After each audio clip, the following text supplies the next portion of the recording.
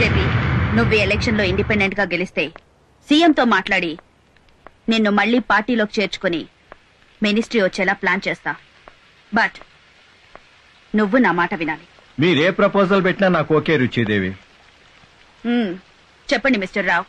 మీరిద్దరూ ఇలా పోట్లాడుకోవడం రుచిగారికి ఇష్టం లేదు. ఈ మధ్య జరిగిన ఎలక్షన్ లో నాయకులు ఎగబడి 3 లక్షలకో 4 లక్షలకో పదవులు కొనుక్కుంటున్నట్టు మీరు కూడా ఓటర్లని పాట పాడి కొనుక్కోండి. నాకు ఎలాంటి అభ్యంతరం లేదు రుచి గారు. Good, let's shake hand.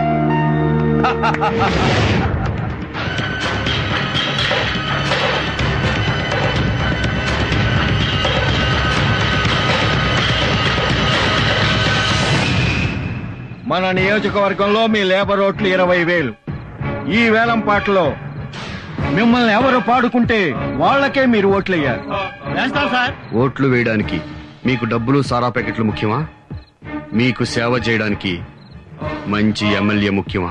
ఇవాళ రేపు ఎమ్మెల్యే గెలిచిన వాడు రాజకీయ నాయకుడిగా మారిపోతున్నాడు తప్ప ప్రజాసేవకుడుగా ఎవరు మిగలట్లేదండి.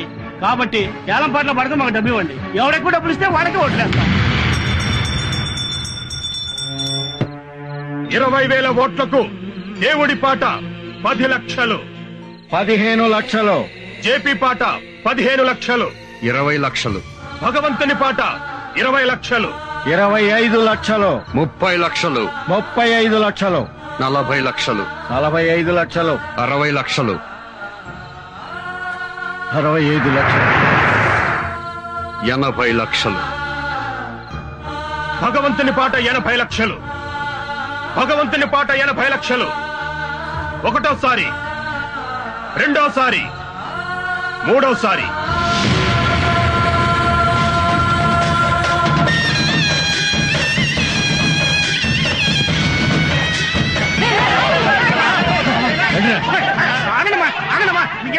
లేబర్ ఓట్లు అయితే మనకు పక్కా అయిపోయినాయి. మిగతా మిడిల్ క్లాస్ ఓట్లున్నాయి. అయ్యేం చేద్దాం తమ్మి?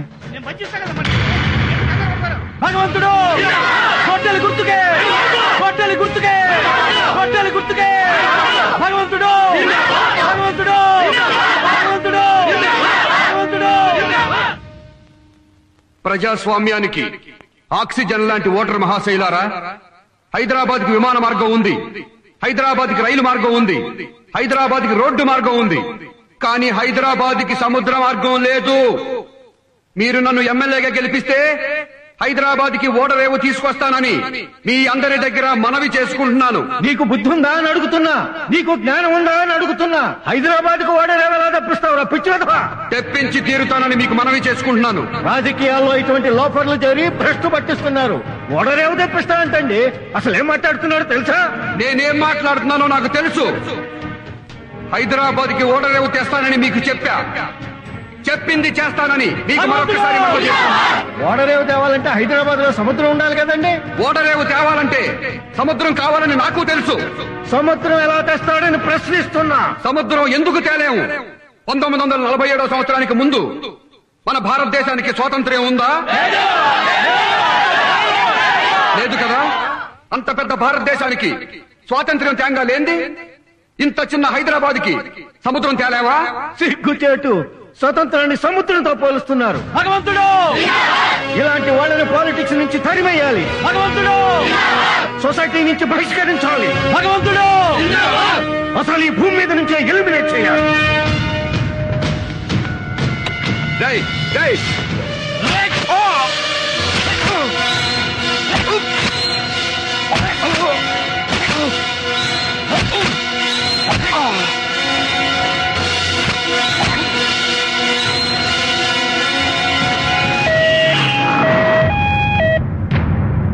ముఖ్యమంత్రి గారు, ఉళ్ళంతా కత్తులతో పొడిచినా వాడు బతికి బయటపడ్డాడంటే నిజంగా భగవంతుడేనండి.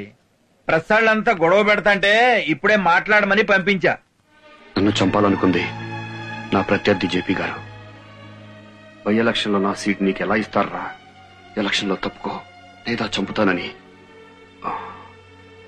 నాకు నామినేషన్ రోజు వార్నింగ్ ఇచ్చారు. కమిషనర్ గారు, జేపీని అతని అనుచరుల్ని వెంటనే అరెస్ట్ చేయండి. అధికార పార్టీ అభ్యర్థి భగవంతుడి మీద జరిగిన హత్యాయత్నంలో ప్రధాన నిందితుడు జేపీని అతని అనుచరులను ముఖ్యమంత్రి ఆదేశాల మేరకు అరెస్ట్ చేసి రిమాండ్ కు పంపించారు. ఆయన అనుచరులలో కొందరు ఎంపీటీసీ, జెడ్పీటీసీలు కూడా ఉన్నారు. రాజా, ఎక్కడికి లేస్తున్నావు? జేపీ వాళ్ళ అనుచరులందరూ జైల్లో ఉన్నారు. ఇక నేను ఎమ్మెల్యే అయిపోయినట్టే.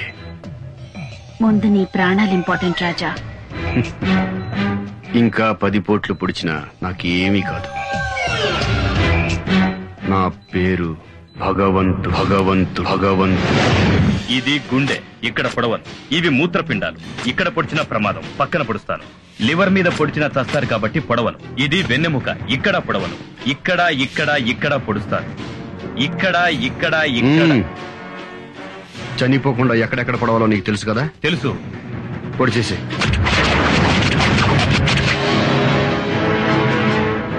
నేను పొడిపించుకున్న ప్రతి పోటు రేపు పడే 10,000 ఓట్లకు సమానం. 10,000 ఓట్లకు సమానం. 10,000 ఓట్లకు సమానం.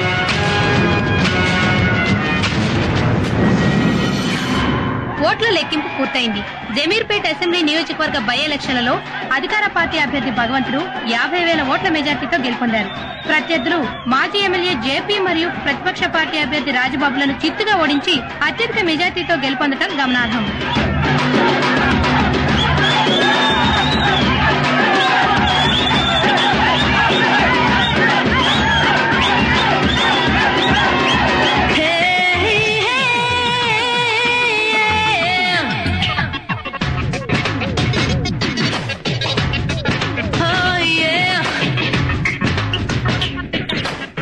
ఇదేనా?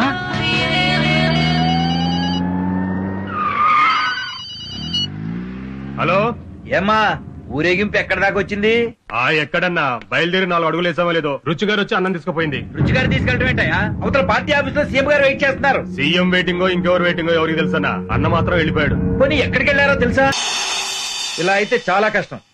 రాజకీయాల్లో ఎంత తొందరగా పైకి పెరిగితే అంత తొందరగా కిందకి దిగజారుతారు. ఎగ్జాంపుల్ నువ్వే. నిన్న కాక మొన్న రుచిదేవి పరిచయం అయితే అప్పుడే కొంపలో దూరేయటమేనా? అరే, నేను సీఎం గారు నిన్ను అభినందించడానికి వస్తే ఎంతసేపు వెయిట్ చేయాలా నీ కోసం? నువ్వెవరో, నీ బ్యాక్గ్రౌండ్ ఏమిటో తెలియకుండా నేను ఎమ్మెల్యే చేస్తే ఇలా పొరంబాగులా బిహేవ్ చేస్తావా? అసలు బుద్ధుందా నీకు? ఎమ్మెల్యేని, ఒక నియోజకవర్గానికి ప్రతినిధిని నన్ను పట్టుకుని నిలబెట్టి మరీ పోస్ట్ మార్టం చేస్తావా?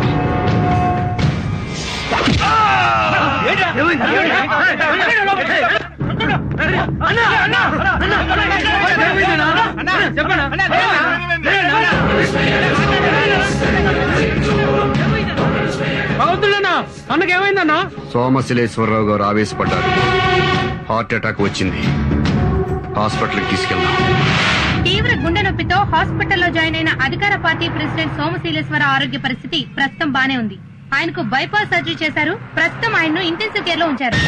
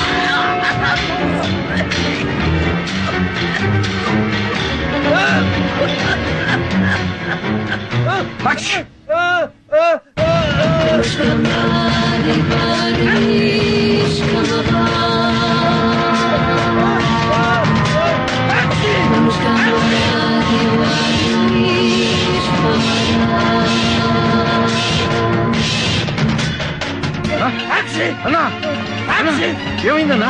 అన్నా, నేను వచ్చానన్నా. అన్నా,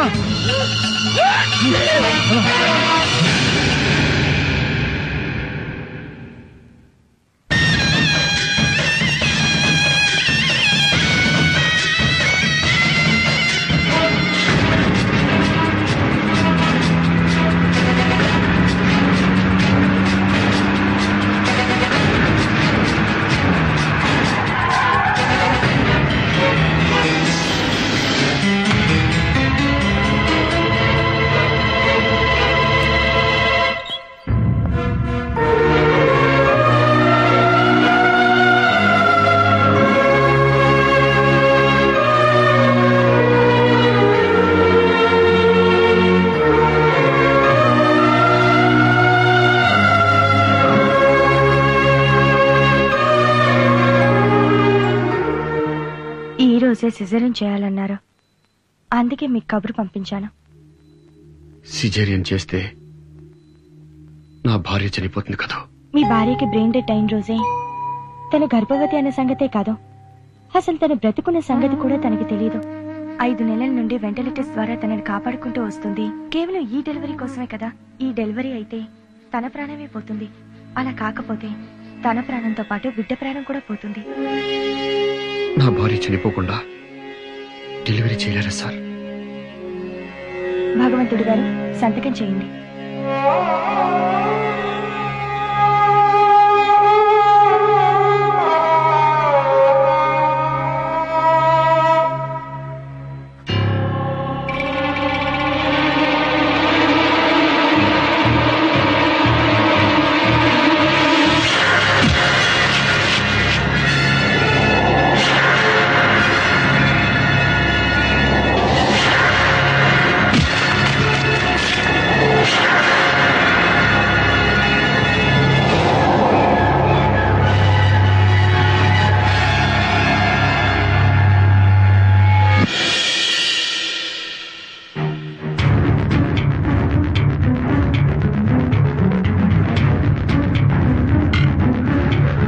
తాగరా. నాకు అలవాట్లేదు, నేను తాగను. సీనియర్ ని చెప్తున్నాను, తాగాలి. తాగుబే. నేను తాగను. దీన్ని పైకి తీసుకురండి రా. ఇది బట్టలు ఓడదీయండి రా.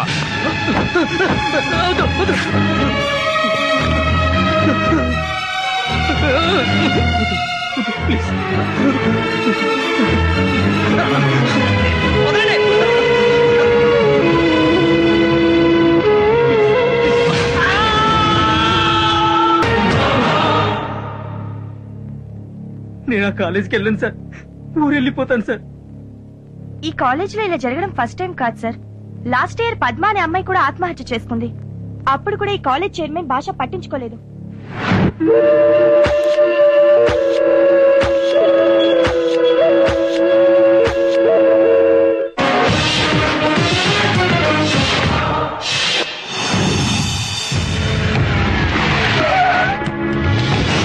ప్రిన్సిపల్, మీ కాలేజీ సీజ్ చేస్తున్నాను.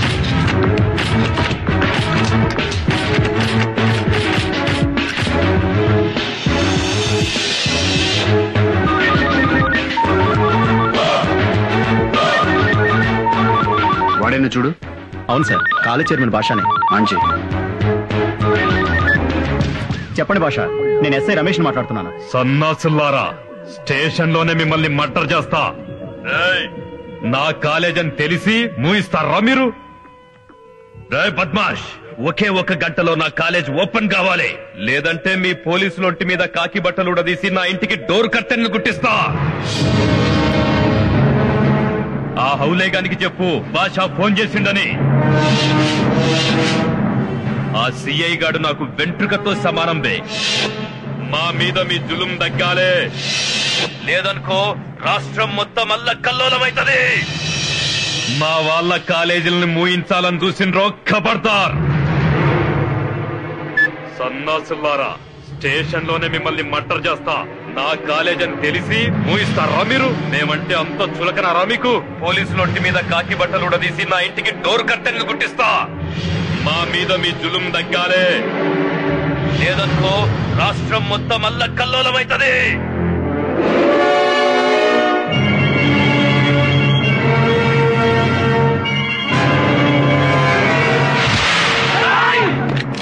కదిలేరా కాల్చి పారేస్తా నా కొడకల్లారా.